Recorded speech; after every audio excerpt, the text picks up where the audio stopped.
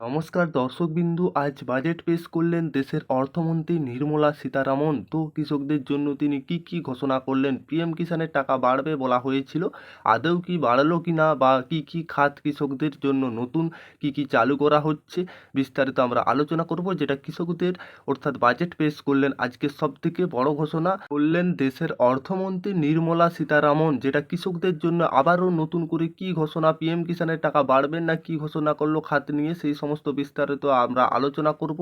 অবশ্যই ভিডিওটি শেষ পর্যন্ত দেখতে থাকবেন, উপকারে আসবে।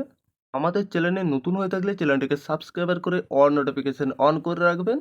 রাজধানীর সীমান্তে দীর্ঘদিন আন্দোলন করছেন কৃষকেরা, তাদের দাবি এখন জারি আছে। মোদী সরকার কৃষি নীতির বিরুদ্ধে কৃষকদের একটা বড় অংশের ক্ষোভ জমে আছে বলে মনে করা হচ্ছে রাজনৈতিক অর্থাৎ ওয়াকিবহাল মহল, যেটা তার ফলে লোকসভা ভোটের ফলাফল পড়েছে বলে মনে করে, অর্থাৎ যেটা কৃষকদের জন্য ঘোষণা করেছেন, অর্থাৎ করে রাজনৈতিক বিশ্লেষকদের অনেকে, যে এই পরিস্থিতিতে এনডিএ সরকারের কাজ পূর্ণাঙ্গ বাজেট পেশ করলেন অর্থমন্ত্রী, যেটা নির্মলা সীতারামন। অর্থাৎ এই নির্মলা সীতারামন কাছেই কৃষক ক্ষেত্রে যেটা আবারও নতুন করে এনডিএ সরকারি কি ঘোষণা করেছে সেই দিকেই নজর ছিল কৃষক মহলের। কিন্তু তাদের আশা কি পূরণ হলো? তারা যা চাইলেন তার কতটা পূরণ হয় সেটা বলবে ও ভবিষ্যৎ। দেখা যাক এবারেও যে বাজেট কৃষিক্ষেত্রে কৃষকদের জন্য কি কি ঘোষণা করলেন।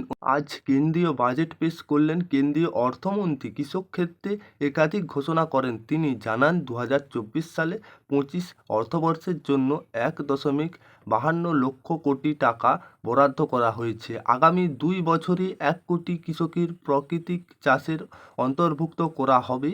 কী লক্ষ্য এই পদক্ষেপ? এক্ষেত্রে কৃষিমন্ত্রী জানান, রাসায়নিক পেস্টিসাইড নির্ভর চাষ কমিয়ে স্থায়ী চাষাবাদের উৎসাহ দিতে এই উদ্যোগ। প্রাকৃতিক উপায়ে চাষ করলে যে শুধু মাটির স্বাস্থ্য ভালো থাকবে তাই নয়, কৃষকদের চাষের খরচও কমবে বলে মনে করেন তিনি। এর সঙ্গে সঙ্গে কৃষকেরা লাভের মুখ দেখবেন।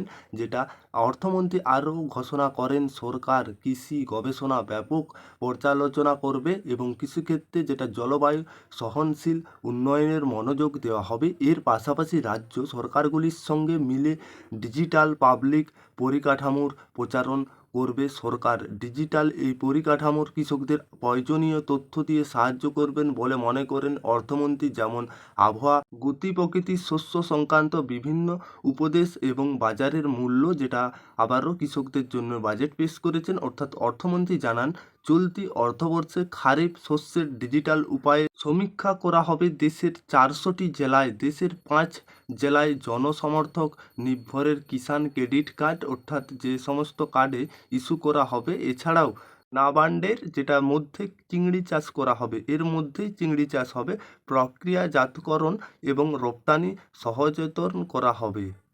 অর্থমন্ত্রী নির্মলা সীতারাম এই বাজেটটি কিন্তু পেশ করলেন আজকে।